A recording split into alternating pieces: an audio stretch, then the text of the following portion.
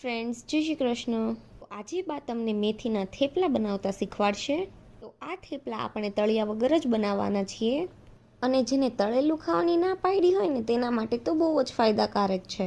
તો અહીંયા આપણે આદુ મરચી અને લસણ લીધા છે અને તમે લસણ ન ખાતા હોય તો તેને સ્કીપ કરી શકો છો. તો આ ત્રણેય વસ્તુને આપણે ક્રશ કરી લેવાની છે અને હવે આપણે એક કડાઈ લેવાની છે. તેમાં આપણે 3 ચમચી જેટલું તેલ નાખવાનું છે અને ગેસની ફ્લેમ આપણે ચાલુ કરી દેવાની છે. અને તેલ થોડું ગરમ થાય ને એટલે જે આપણે આદુ મરચી લસણની પેસ્ટ બનાવી છે ને તેને ઉમેરી દેવાની. તો અહીંયા આદુ મરચી અને લસણની પેસ્ટ 3 ચમચી જેટલી છે અને તેને તેલમાં આપણે સારી રીતે મિક્સ કરી લેવાનું અને ગેસની ફ્લેમ આપણે એકદમ સ્લો જ રાખવાની છે.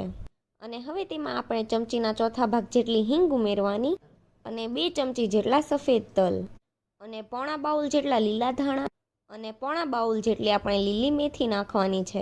તો આ બધું જ આપણે મિક્સ કરી લેવાનું અને હવે તેમાં આપણે અડધી ચમચી જેટલા અજમા હાથથી ચોળીને નાખીશું. 2 ચમચી જેટલું ધાણા જીરું, 1 ચમચી જેટલી હળદર, 2 ચમચી મીઠું, 1 ચમચી લાલ મરચું પાવડર. તો આ બધા જ મસાલા આપણે સારી રીતે મિક્સ કરી લેવાના છે અને ગેસની ફ્લેમ બંધ કરી દેવાની છે. તો આ આપણો મસાલો તૈયાર થઈ ગયો છે. તો તેને આપણે એક આ રીતની કાથરોટમાં લઈ લઈશું.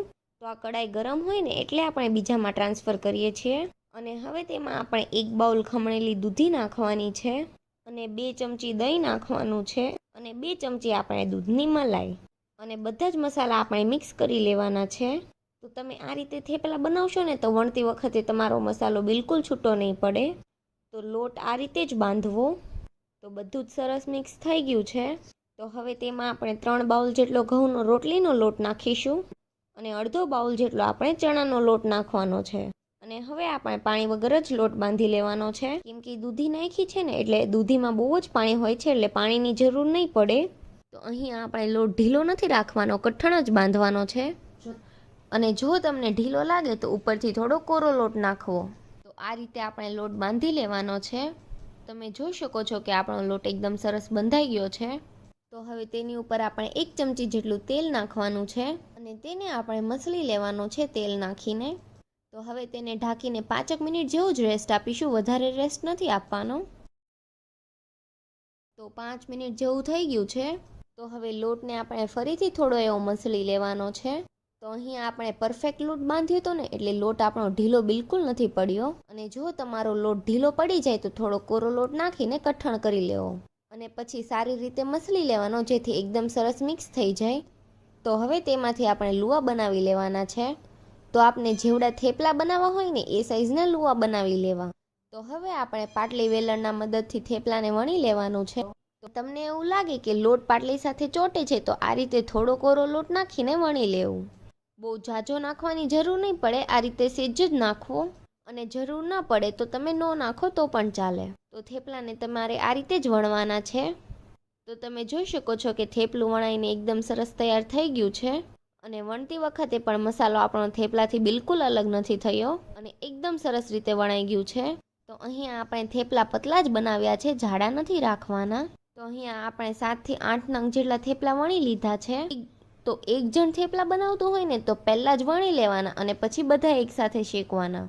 અને 2 જણ હોય તો એક વણતું જાય અને બીજું શેકતું જાય. તો અહીંયા પહેલાં જ આપણે લોઢી ગરમ કરવા મૂકી દીધી હતી. તો અત્યારે લોઢી ગરમ થઈ ગઈ છે. તો મીડિયમ ફ્લેમ પર જ આપણે થેપલાને શેકી લેવાના છે અને એક સાઈડ આ રીતે થોડી એવી ડિઝાઇન પડે ને એટલે થેપલાને ફેરવી લેવાનું. તો ગેસની મીડિયમ ફ્લેમ પર જ આપણે થેપલાને ફેરવતા જવાના છે અને આ રીતની ડિઝાઇન પડે ને એવા શેકી લેવાના છે. તો અહીં આપણે તળવાના નથી, આ રીતના શેકાઈ જાય ને એટલે થેપલાને લઈ લેવાનું. તો અહીંયા આપણે ફ્રેશ બટર લીધું છે. તો અહીંયા ઘરનું જ માખણ યુઝ કર્યું છે. તો તેને આપણે થેપલા પર આ રીતે લગાવી લેવાનું છે અને બીજા થેપલા પણ આપણે આ રીતે જ શેકી લેવાના છે. તો પહેલું થેપલું શેક્યું ને એ રીતે જ બીજું થેપલું શેકી લેવાનું છે. તો આપણે પહેલું થેપલું મૂક્યું ને તેના ઉપર જ બીજું થેપલું મૂકવાનું છે અને તેના ઉપર આપણે માખણ લગાવી લેવાનું. તો આ રીતે બધા જ થેપલા શેકતા જવાના, મૂકતા જવાના અને માખણ લગાવતું જવાનું. એટલે બધા જ થેપલા તમારા તૈયાર થઈ જશે અને તમને એવું બિલકુલ નહીં લાગે કે તમે તળિયા વગરના થેપલા ખાઓ છો. તો અહીંયા આપણા બધા જ થેપલા શેકાઈને તૈયાર થઈ ગયા છે. તો ઉપરવાળા થેપલા પર પણ આપણે માખણ લગાવી લઈએ. તો માખણ થોડું જાજુ લગાવો એમ કે પછી તે થોડાક ડ્રાય પડી જાય છે. તો તો તમે જોઈ શકો છો કે આપણા થેપલા માખણ લગાવ્યા છે ને એટલે એકદમ સરસ કૂણા રહેશે અને ખાવામાં બિલકુલ પોચા રૂ જેવા બનશે. તો તમે જોઈ શકો છો કે થેપલાનો એકદમ ફટાફટ જ રોલ બની જાય છે. તો આ આપણા તળ્યા વગરના થેપલા તૈયાર થઈ ગયા છે. અને જો તમને આ થેપલાની રેસીપી ગમી હોય તો વિડીયોને લાઇક કરજો, શેર કરજો અને અમારી ચેનલને સબસ્ક્રાઈબ કરી દેજો.